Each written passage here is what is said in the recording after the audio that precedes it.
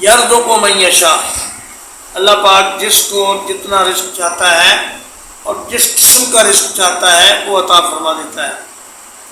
مال و دولت کا رزق بعض لوگوں کو مل جاتا ہے، بعض لوگوں کو صحت اور قوت کا رزق مل جاتا ہے، بعض لوگوں کو علم اور معرفت کا رزق مل جاتا ہے۔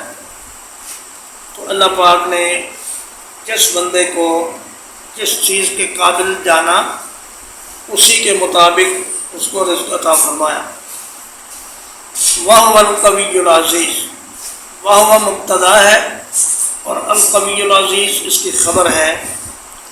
تو خبر پر الف لام آنے سے فائدہ یہ ہوا کہ اس میں حصر پیدا ہو گیا، یعنی اللہ ہی طاقت والا اور غلبے والا ہے، باقی جتنی مخلوق ہے وہ سب کمزور ہے اور کسی کو کوئی غلبہ حاصل نہیں۔